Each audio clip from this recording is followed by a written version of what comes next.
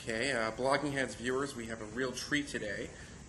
With me is the author of Dead Right, one of the most cutting critiques of modern conservatism, How We Got Here, the best book on the 1970s, The Right Man, a memoir of his time at the White House, and An End to Evil with Richard Pearl, also a contributor to the National Review. If you're watching at home, please put your hands together for David Frum. David, thanks so much for coming on to Blogging Heads TV. Thanks, Eli. You know, the thing I had never realized about Blogging Heads TV is you have to look at yourself on the camera, not the person you're talking to, and that's kind of depressing, actually. Yes.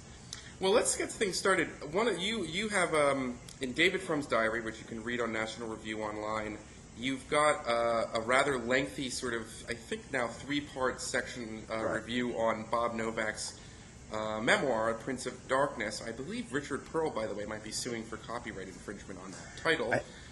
I think Novak had it first, and with better justice. Yes, yes, indeed.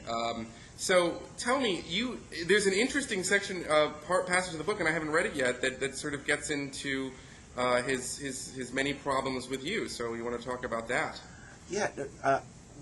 One of the things that is really weird about the book is the book is very much about settling scores. Most of the stories in it are other than that, are not that interesting.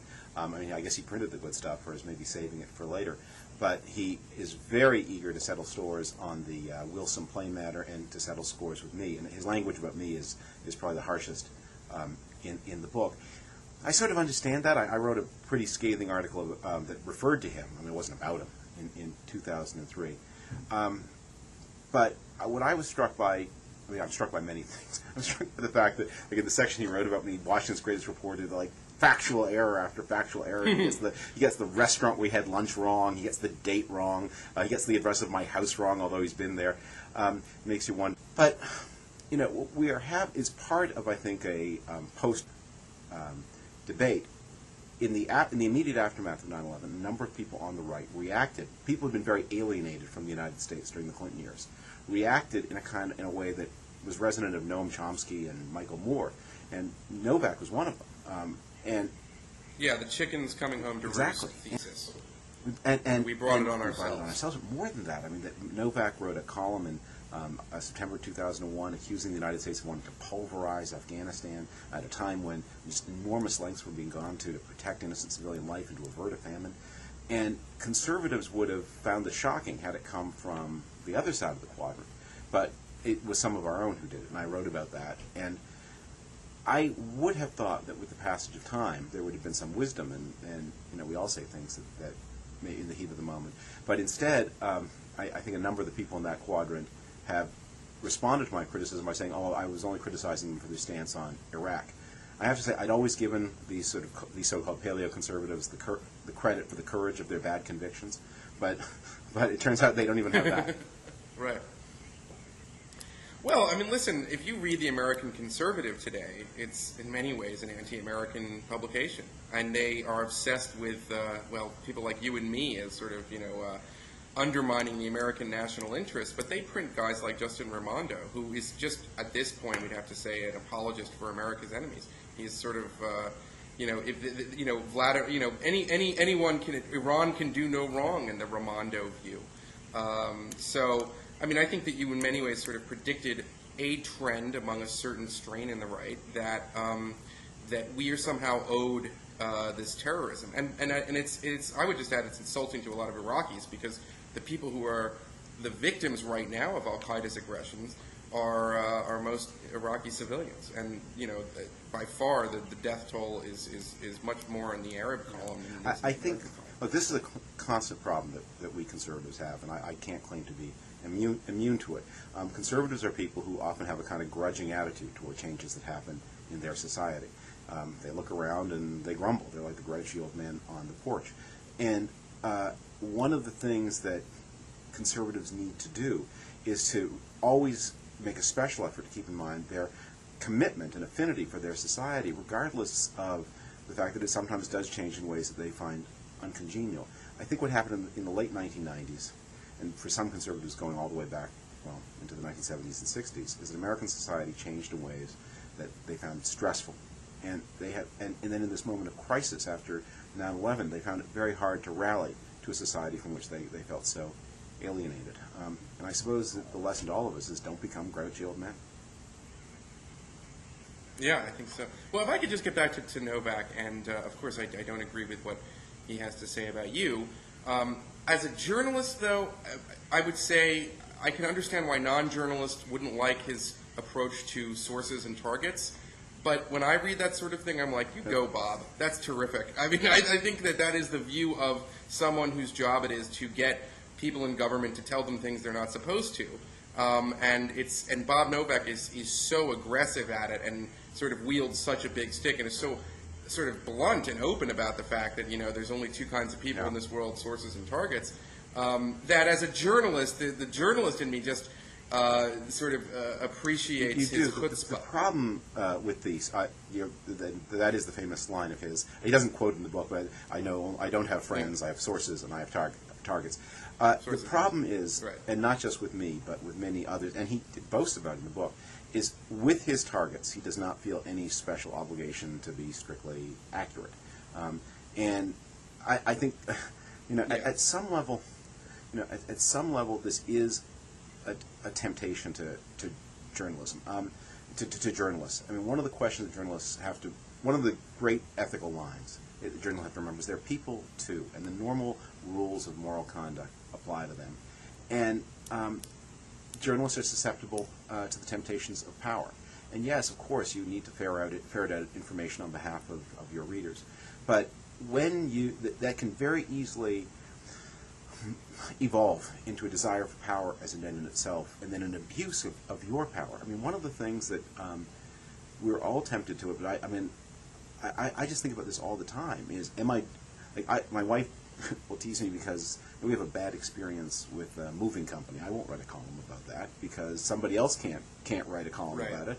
Right. And there's a kind of whiff of blackmail that you often see in some kinds of journalism, and I think it's wrong. It's abuse of power, and when it is about your own ego and maximizing your own importance and making sure that attention is on you, then it's really corrupt. And corruption can occur without money. Right. And you have an awfully nice reputation, Mr. Frum. I would hate to see anything happen to it. That sort of thing.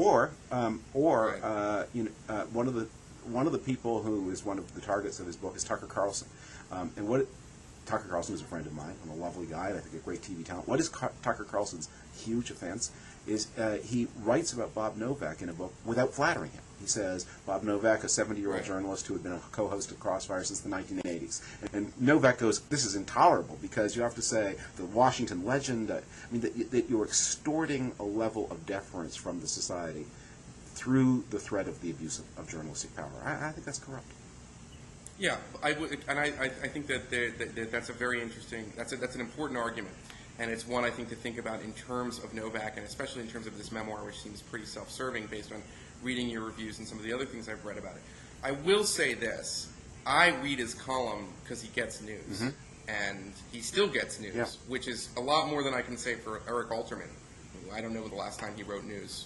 You know what I mean? There's a lot of other people who have columns who don't manage to tell me something I don't already know, and Bob Novak manages to do that. I think he runs into trouble when he tries to sort of tie it all together in a theory and so forth. But he's a hell of a reporter. He gets news, but much of it is true.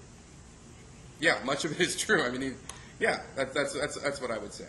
Well, anyway, moving on from Bob Novak, I get this opportunity because I'm interviewing you. So I want to talk about my favorite book that you've written, which is your book on the 1970s, which it was published in 2000 before you joined the Bush White House, and I would recommend the viewers to read it because it is, I think, a pretty devastating critique of how the counterculture revolutionary values of the 1960s seeped into everyday American life in the 1970s. So kind of looking back 7 years after you've written that, where do you see today the residue of that generation, and of the 1970s real kind of popular culture reformation, and what have Americans sort of gotten beyond? Well, I think one of the big themes of that book was that and my computer just went black. There we go. One of the big themes of that book was that people of a certain age have a kind of nostalgia for American life as it was in the 1930s, 40s, and 50s. And I argue that this is kind of anomalous, that mid-century world, whether you liked it as ordered and stable or whether you hated it as conformist and crushing, that was an artifact of depression and war. And you look at the way the big it was dominated by big companies, it was dominated by big labor, government had a kind of role that it hasn't had since. And that what happened in the late 1970s was that society went through a systemic crisis. It could not solve its problems, economic problems, political problems. It couldn't win wars, and that mid-century consensus broke apart and opened up the way to the new world we live in now. And this is not just an ideological point, because one of the things that changed in the 1970s is America began to reappear as a much more unequal society than it had been through much of the 20th century. It reverted to the inequalities that you saw in the 19th century and in the early part of the 20th century. And when you say what it holds today, that theme of inequality is one of the great dominant themes of modern American life. And what we're seeing, I think what form of the inequality is, it goes to these countercultural norms you talked about. We are seeing, and I talk a little bit about this in the book that I wrote, a remoralization of the top half of American society. If you are a college graduate getting married in the year 2007, you are much less likely to get divorced than a college graduate getting married in the year 2007. That you've actually had some social learning. Marriage has been reconfigured in a way that is more consistent with the aspirations of people, and especially modern women. And so your life is probably more stable, and your birth rate has gone up a little bit. Meanwhile, in the bottom half of American society, that the changes that loosed in the 1960s and popularized in the 1970s, those just rage. And in the bottom half of society, marriage has become very rare, and all kinds of social problems that were consistent with the 1970s continue. And the more I think about it, the more I worry. And this, I think, is one of the things that, it's not appropriate, I'm told, for conservatives to worry about it, but there's some level of inequality that frightened people like John Adams. He wrote about this a lot. And maybe we're approaching a level where it needs to frighten us a little bit too, as modern conservatives. Let me ask you, you brought up John Adams. Do you think that America is capable of what John Adams called the common reason, which will be a kind of corrective to extreme and wrong policy? I think American institutions are. I think I'm a big consumer of all this public choice literature that suggests that it takes a lot of art to translate popular preferences. Maybe it's even meaningless to talk about popular preferences, to translate them into policy. America has been pretty successful at doing that. And I think in some ways it remains successful. And one of the things that I marvel at in Washington, I haven't been here that long, a decade, but it's unbelievably bitter. Unbelievably, when I compare it to what I read, much more bitter than in the past. And yet the differences are so small compared to the past. Substantively, the difference between a Hillary Clinton and a George W. Bush is infinitesimal compared to the difference that there once was between a Bob Taft and Roosevelt.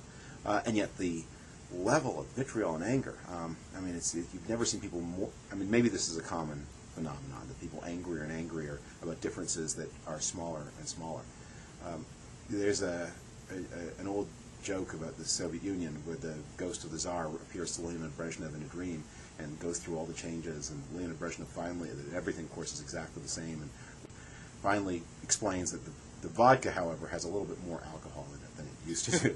And the Tsar said, for proof, you made a revolution. And I think there's something about that in our contemporary Washington. Well, we know the Founding Fathers did terrible things to each other when they started running for office. Mm-hmm. We can find examples of all kinds of. The forerunner to the Swift Boat campaign in some ways might be like the Tyler campaign. You can argue, you can kind of go back and you can find all kinds of this stuff in America. It was James Madison who engineered the leak of the information about Alexander Hamilton's extramarital affair. They weren't holy men, and they had very large differences. And compared to that, our differences look pretty small. And I think part of that, and that goes maybe back to some of the themes of that 70s book. and this maybe goes to some of the troubles that the modern Republican Party is in. The Democratic Party, although it is shifting now a little to the left from where it was, say, in 1998, 1999, 2000, is a much more conservative institution than it was in the 1970s and 1980s. Certainly Hillary Clinton is a much more conservative political figure, has become a much more conservative political figure, or is at least expressing more conservative ideas than Michael Dukakis ever did. And because of the Democratic move to the right, that has put the Republicans in kind of a quandary where a lot of economic issues have been taken off the table. Or else the Republicans are driven a kind of position of extremism that makes them, I mean, it's gratifying to me in some ways, but electorally troubled. Well, I mean, culturally, I think you're right. I mean, Hillary Clinton wants to ban violent video games, but on national security and the war, I see an almost return to at least McGovern's rhetoric with Hillary Clinton, if not the McGovern policies with some of what we'd say are leaders of the Congress right now. So I mean, I think it depends on the issue that you look at. But what I find interesting is that right now, and almost, I mean, it's interesting because to me, I don't think that the Iraq War is anything like the Vietnam War, but I was hoping that you would sort of get into this idea that, the latest Washington Post ABC News poll today that was that just came out I think something like at least 65% of Americans favor withdrawal of troops by some point in April next year. I think it's because they think this is a Vietnam, and whereas maybe in the 1960s and the early 1970s you had the Hardhats, versus the Hippies, the view that don't trust the government, it's always lying to you, question authority, is now a very popular sentiment. Well, I think we can see in both cases, though, that what sustains anti-war feeling in the United States beyond the political fringes is pessimism. People support wars when they're optimistic about the war's outcome, and so long as they're optimistic, they'll accept tremendous sacrifices. The moment that they become pessimistic, it gets much harder. The American ability to cohere. I just finished reading a fantastic book called Hitler's Beneficiaries by a German writer named Götz Ali, and he's talking about the way that Hitler financed World War II, first confiscation of the Jews of Germany, then confiscation of the Jews of Europe, and then finally the enslavement and destruction of the people of Eastern Europe, France, and the other conquered states. But one of the points he makes in passing was that during World War II, the United States and Britain accepted a level of centralization of economic resources that the Germans, under the Nazi socialist dictatorship, Nazi National Socialist dictatorship, never accepted. Taxes were higher in Churchill's Britain than they were in Hitler's Germany. Americans gave up more of their income in the form of forced, not quite forced, but highly conscripted savings in the form of war bonds, and Germans did. Democratic societies will do that, but they require optimism. And I think one of the things that, justice to the American public, it's hard for those of us who supported this war and continue to support it to say, look, here's the path. And to the extent that our battle, I think, on Iraq is not so much with the left. It is with the facts. If we can show Americans that there is success, that the war is important, that it protects American security, if we can make that argument again and again, they will follow. They will follow. They always have. And get into trouble is when we lose the ability to do that. And that's why some of the problems that the Bush administration has had articulating not only its beliefs, but because the president talks a lot about his vision and can be very eloquent about that, but what happens next and what happens next after that. I've often thought that the speech I would like to see George Bush do is to stand in the map room of the White House surrounded by maps with a laser pointer, and just to talk without notes, which he can do. People don't think he can, but he can, and explain what has been achieved, what the mistakes were, where we're going. If he can convince Americans that he knows what he's doing, that he has a clear plan, that there's reason to have confidence in the plan, the public will be there. And then you don't have to John Edwards and Barack Obama and Hillary Clinton, much less MoveOn.org have to say. Yeah, I think that this is straying up, but it's good that we sort of get into it. I think, though, that the deal is David Petraeus in a month or so will give his report on Iraq. And we now have the Democratic Party and probably a third of the Republican Party in the Senate having already made up their minds without hearing his presentation, and it looks like the public has fixed an opinion on that. And since I don't accept that General Petraeus is some sort of neocon plant, you know, he's got every reason to sort of, you know, for his own advancement in his career, to be straight about it. And I don't understand why we're prejudging, you know, his report on the war. And then, incidentally, I would say that, you know, from what he said and from what, you know, David Kilcullen and other people around him have said, we're finally doing a lot better, and that there is a sort of path under which, you know, we can succeed. And I think he's prepared to articulate that, but he's going to need more time. That seems fairly reasonable. But I wonder, and we're sort of getting back to the 1970s book, if he can make that presentation. I mean, or is it basically like, yeah, you know, we've heard this from guys in uniforms before. You know, of course he's going to say that. You know, let's just get One of the big arguments I make in the 1970s book is that you can trust in public institutions, and it begins before Vietnam. It begins in about 1966, and when Vietnam is a very or reasonably popular war, and it I don't think Vietnam was the cause of problems. I think the failure in Vietnam was the result of a lot. It was the result of bad military results too, but it was the result of these changes in American society. Some of those changes are permanent, but the society also became, you know, more conservative in a lot of ways.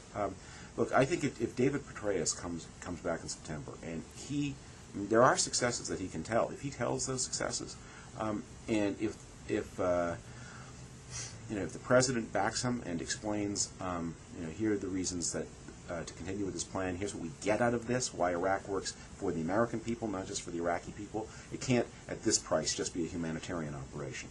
I think the public can be there, but Sure.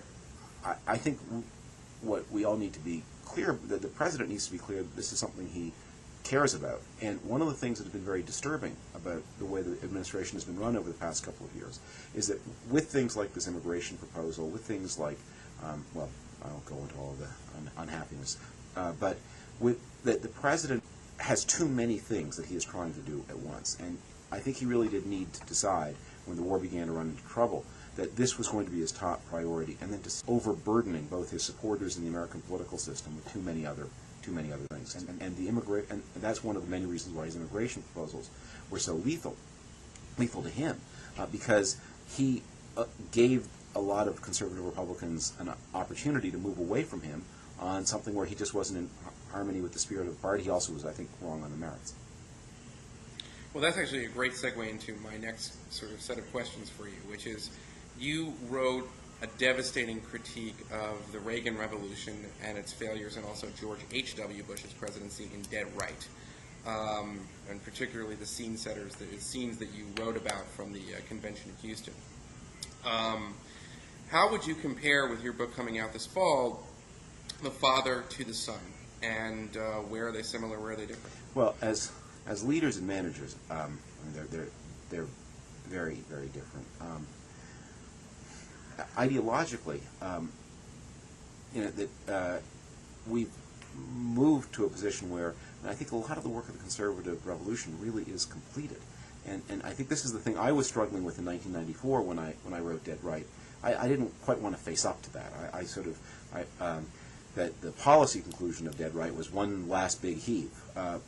So while I stand by all of the analysis in that book, I think that the suggestions at the end, I don't think they meet the test of time. As what I didn't want to face up to was, look, the work of the conservative movement came together in the 1970s. It was largely a response, or the electoral conservative coalition, the thing that elected presidents and members of Congress here in the 1970s in response to a series of crises over crime, over the seeming crack-up of American society, over foreign policy challenges.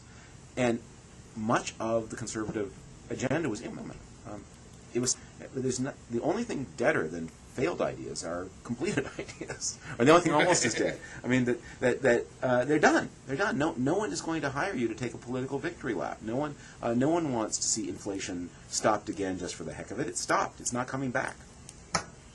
Well, Right, but you in Dead Right talked a lot about how Reagan in fact failed to shrink. He expanded the size of the federal government, and certainly in the war on terrorism, we've seen an expansion of the worst part of the government, the secret, unaccountable side of the government. So, Yeah.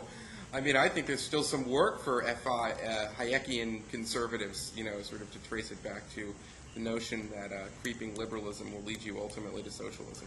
But when socialism is a dead idea, one of the things that gave conservatism a lot of its power. When you look back on the conservative fights in the 60s and 70s, the lines in the sand are often drawn quite arbitrarily. I think it's the nature of politics. But conservatives would rally to fight things because they knew that the Democrats in Congress would propose something, or some increase in the cost of government, and it would be the first step on the slippery slope toward the total abolition of private property.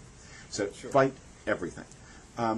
But post-Clinton, post-Rubin, I don't think today's Democratic Party is on the way to the total abolition of private property. And that means that when they come up with some idea, but it might not be. But you also can't assume that even what used to happen was, even when they came up with something that sounded like it might be a good idea, you still had to oppose it because you knew where they were going with this. They were going to take you.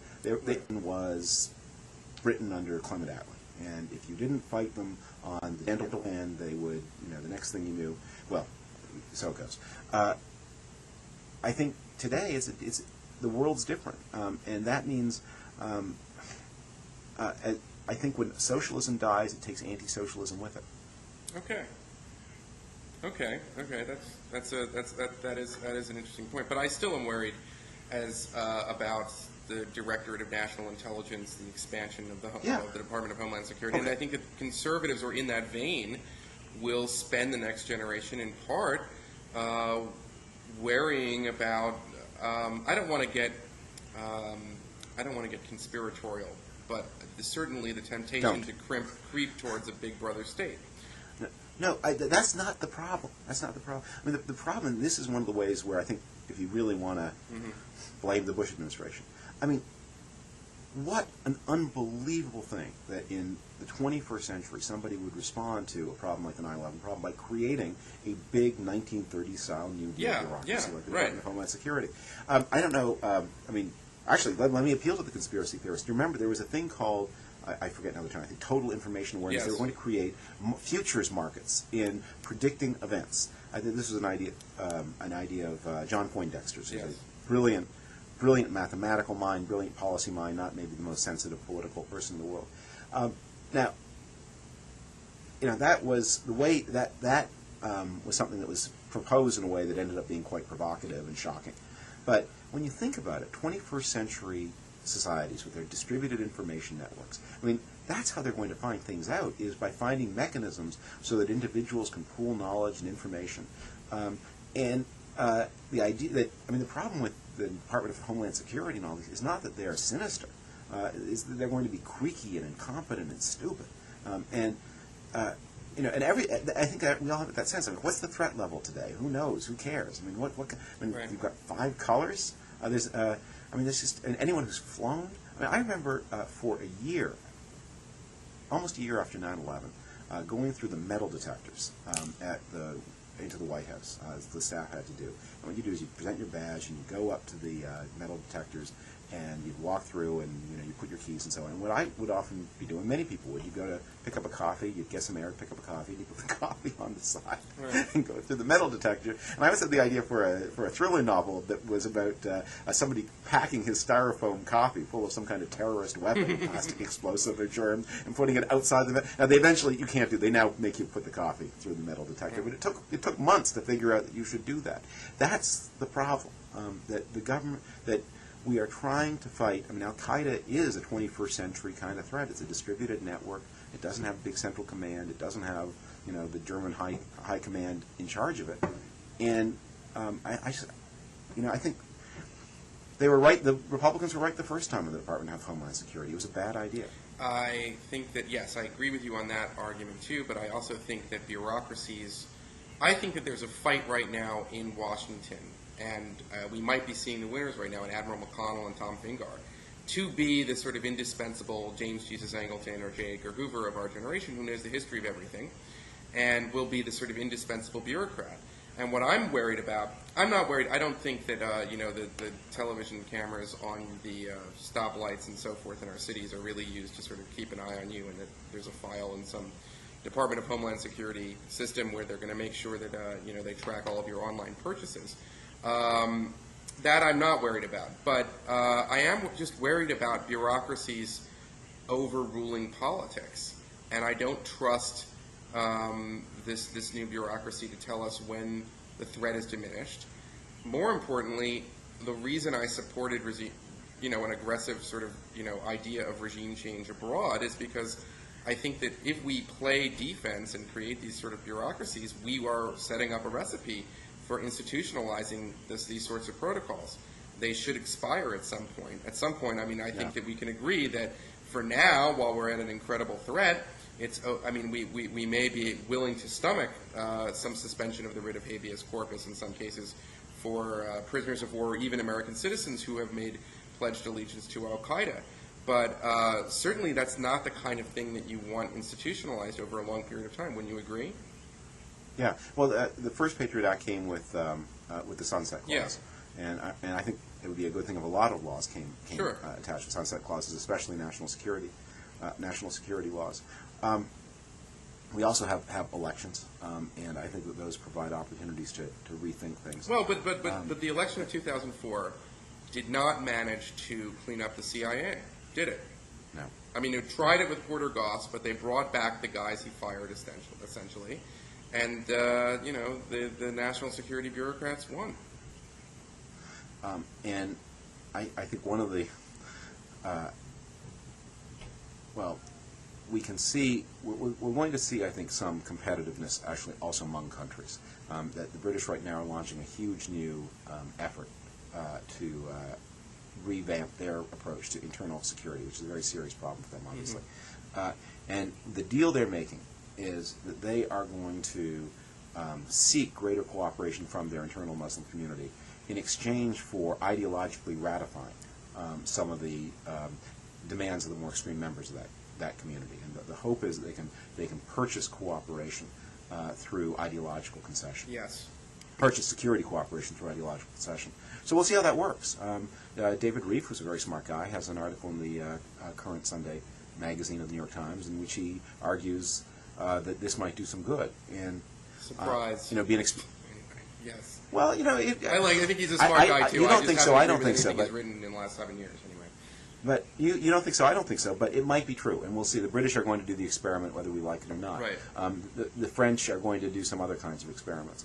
This problem is going to be with us for a long time. One of the things, though, that I find remarkable, as much as people worry about maybe the government going too far after 9/11, is, and this is maybe one of Bush's many self-inflicted vulnerabilities, that the idea that you would respond to 9/11 by having really no additional increment at all of border control is just remarkable. And I say this as a Canadian immigrant to the United States.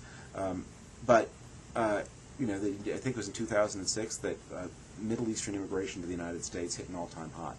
Now, that could be a good thing. I mean, there are many people in the Middle East who are committed to American liberal values and want out and want to come here and want to contribute. But you'd want to check that pretty carefully with that group of people. And as far as I can find out, there is no, and it remains the Barney Frank law that forbids the Immigration Service to consider membership in an extrement organization. Is that true? Granting or denying. Yes. Oh, yes. horrible. Okay. Oh my God.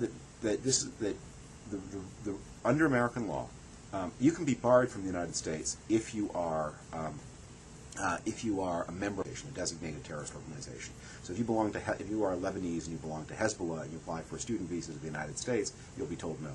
But if you belong to the Friends of Hezbollah, if you belong to something that is an extremist group that is not a designated terrorist group, and if you belong, in other words, to any group that an American citizen has a First Amendment right to belong to, and that's the standard. Hezbollahis for Palestinian justice. Exactly. Then you cannot be denied a visa. And this was a big push of Barney Frank and Ted Kennedy's in the 1990s. I assume it had something to do with Irish-American politics. I don't know. But that's remarkable. That's remarkable to me. And that has not changed since 9/11. Oh, that is a remarkable thing. Well, anyway, that's incredible. Anyway, let's move on because I'm sure our viewers of Blogging Heads who tend to skew to the left. I don't think that's an unfair. No, I know, never. Are wondering when I'm going to get around to asking you about how you started World War IV, David, with this Axis of Evil speech that you wrote, knowing full well that you would provoke these perfectly non-belligerent mullahs in Iran to do all these nasty things that they're alleged to be doing now, not to mention, anger the rest of the world and alienate us and so forth. And anyway, because this speech that you helped write in 2002, and I'm assuming at the end of 2001, has become a central talking point for the kind of Juan Cole contingent, and also a lot of Democrats that want to sort of argue that it was this excess of rhetoric and excess of the neocon influence that has provoked a lot of our enemies, which is why we're in the predicament we are in. So what do you have to say for yourself? Well, two things. First, I want to do a commercial. If it is true, as you say, the Blogging Head audience is left of center, then I want to invite them, because today is a big day in the Frum household. It's the release date for my wife's new book, which should appeal to left of center readers, which is this book of parody she wrote of the president's secret instant messages. So that's. Or are they parodies? What? No, they're or are they parodies? Right. But look, here's one of the things that separates. One of the things that I think we, on the right, have to learn from the left is to appreciate that people other than ourselves have agency, have motives. That the world is not simply Western peoples acting and non-Western peoples the victims of history. They have agency too. They act for their own reasons. Right. And that lesson gets forgotten when we discuss the problems of the Middle East. The Iranians have aspirations and ambitions of their own. And for example, the reason they want a nuclear bomb is not because President Bush spoke harshly about them in 2002. It was because they remember the lesson of the 1980s when the United States used naval power to defend Kuwait from Iranian missiles. And Iran could not deter the United States. And they want a nuclear weapon as a way of deterring the United States from ever doing anything like reflagging the Kuwaiti vessels again.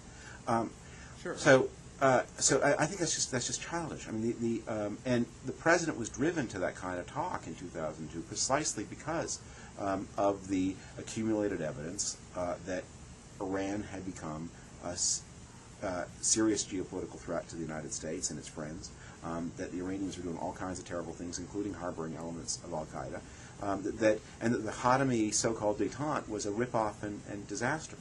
So, look, I think presidents obviously have to be very careful about the language they use. And I think in 2001, 2002, we can blend. And I think that the comments like the old Europe comment by Donald Rumsfeld, those weren't helpful. Don't alienate your friends. But just speak candidly to and about your enemies. You don't always want to do that, but there are times when you do. And in 2001 and 2002 was an important moment to do that. Do you think that, in retrospect, given that we reached out to the Iranians for both Afghanistan and Iraq by working with their proxies to form the government that replaced Saddam, but also we explored a possible swap between the Mujahideen-e-Khalq and these al-Qaeda leaders who escaped from Afghanistan, do you think, in retrospect, that including Iran in the Axis of Evil hindered the diplomacy, which I happen to know in January 2002 was already underway? Yeah. I'm saying we knew it. We knew they were doing bad stuff.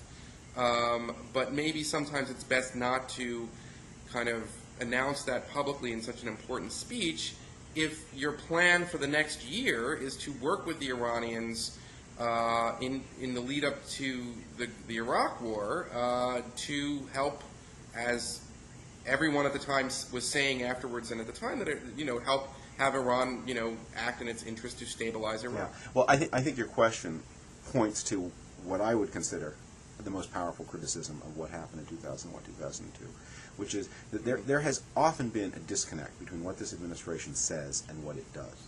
And you need to think in advance about what you intend to do.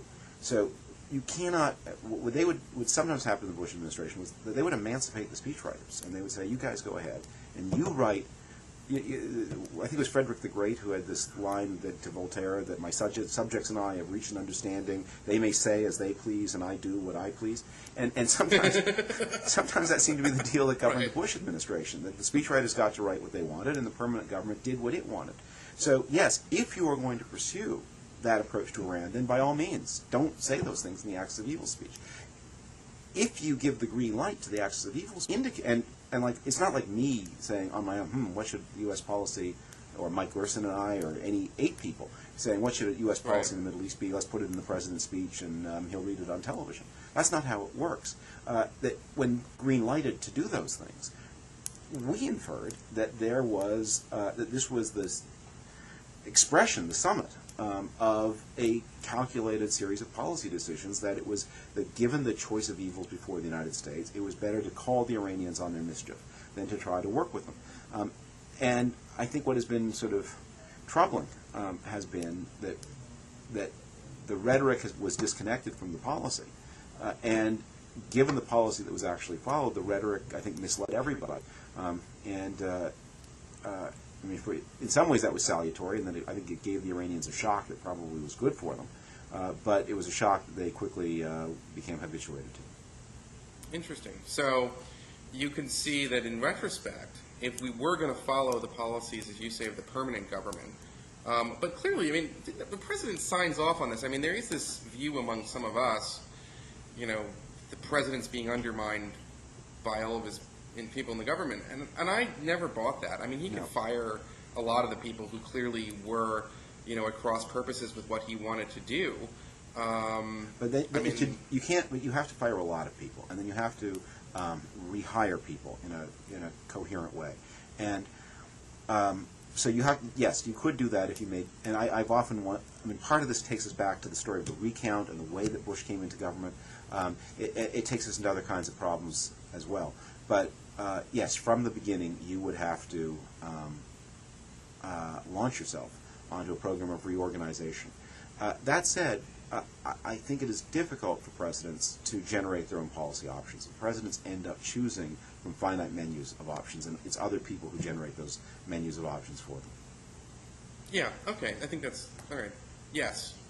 But anyway, that was a very interesting response on the Axis of Evil speech, and I think it gets us into what will be our final topic for discussion, which is one of the things we like to talk about, I guess, in our private phone calls, which are not broadcast on the Blogging Heads, which is what's wrong with the Democrats. I really do think that they are. My theory is that right now they're playing to their base, which. You could call it a McGovern base. It's sort of, they're sort of a neutralist base, which is to say that they are convinced they are the chickens coming home to roost guys. And so the position for the leadership of the Congress, as well as all of the major candidates, is let's get the troops out as soon as possible. But do you think that they're going to tack to the center once they have a nominee, and that the netroots will find themselves alone and dateless? Parties are like families, and it's a little hard sometimes for outsiders to understand how they work. And by the way, I appreciate the reference to our private phone calls, and I will not make any reference to the heavy breathing methods you use to extract. I'm sorry. Did I betray a confidence there? I didn't mean to. This is otherwise this is going to be too much like the U.S. Senate. My learned friend, my distinguished colleague. Exactly. Right. What is going to happen to them? It's a big country, and that's easy to forget when you're in the middle of political activism. In some ways, that this election is going to be for the Democrats what 1980 was for the Republicans. That is, that they have the wind at the back. Their opponents are weakened, and so they will have an opportunity to go a little bit more to their ideological base than they otherwise might have done. In 1976, the Republicans could never have dared to nominate a Ronald Reagan. In 1980, they could dare. And so the Democrats could do that a little bit more. Does that mean that they nominate somebody other than Hillary Clinton? Does that mean that Hillary Clinton herself reinvents herself as a more left-wing person than she's presented herself as till now. I don't understand that party well enough to predict that. But they do have that opportunity. It's always a dangerous opportunity, and it is worth remembering that while the country has become somewhat more democratic, quite a lot more democratic over the past 7 years, it hasn't become that much more liberal. That when you ask people in polls, conservative or independent, that the number of liberals remains much smaller of conservatives. If I remember right, it's about a fifth of the country calls itself liberal, and about a third of the country calls itself conservative, and those ratios have been pretty steady since the 1970s. So they have a tremendous opportunity to make a mistake, and I think last week in Congress they made one of their very first really serious mistakes since the 2006 elections when they voted to axe this John Doe law. You may know about this. This is the law. This is the law that immunizes, I think, passengers on airplanes if they report seeing something suspicious. It was prompted by an incident on a U.S. Airways flight where passengers did see behavior by a group of imams that they thought was suspicious. It sounds pretty suspicious. The imams, however, were not up to no good, and they then filed lawsuits, or at least they were not engaged in terrorism. They may have been engaged in some kind of political demonstration. But they brought lawsuits against the passengers who filed the complaint, and those lawsuits apparently are proceeding. So legislation is brought forward in Congress to immunize passengers. And stealthily, not on the floor, but the Democratic majority helped to axe this thing. And that's, to my mind, an indication It looks like they're catering to CARE. Yes, and that, and Right. also, by the way, to the trial lawyer lobby. I think that's a big part Yeah. of it. That what do you mean? You begin by axing frivolous lawsuits against people who report suspicious activities, and the next thing you know, you've put the whole asbestos and tobacco litigation industry out of business, and we can't have that. Right. But that, I think, was a real error, and I think it is an issue that Republicans would be wise to bring forward again and again and again, because whether it's about the trial lawyers or whether it's about multiculturalism, it reminds people that there are elements of the Democratic Party that do not put the defense of the country before all other priorities, and that may be these temptations you're talking about at work. We'll see. Do you think that at this point that Hillary would be wise to distance herself? I mean, she's going to the yearly COAS meeting this weekend. She's going to give a speech. And what I've heard from people close to Hillary, and I do not have fantastic Hillary sources, I can tell you that, but what I've recently heard is that she's just playing that they don't actively hate her. That if they can just be neutral on Hillary and not go out of their way to just see that how horrible she is, then that's okay. Do you think, though, that Hillary would be wise at some point to sort of turn the Cossacks, their word, not mine, Cossacks, think about that anyway, into a kind of sister soldier? Yeah. I think she has a problem. I think it is going to be hard for her ever to persuade the country as a whole that she is a middle-of-the-road figure. And not impossible, but hard. On the other hand, I think as a general rule, I mean, I would, of course, be delighted to see her tell the Cossacks where to get off. And when you read some of the things, when you read some of the things on their comment page, you realize they're called Cossacks for a reason. But I would be delighted for her to do that. I'm not sure from her point of view that would be a smart thing to do. That picking a fight with your party is something you do only under the most She looks like the president on immigration. What is that? She looks like she has the problem. She looks like the president on immigration. The president picked a fight with his base on the immigration bill by implying they were racists. Right, exactly, and that didn't work out so well. Right, okay.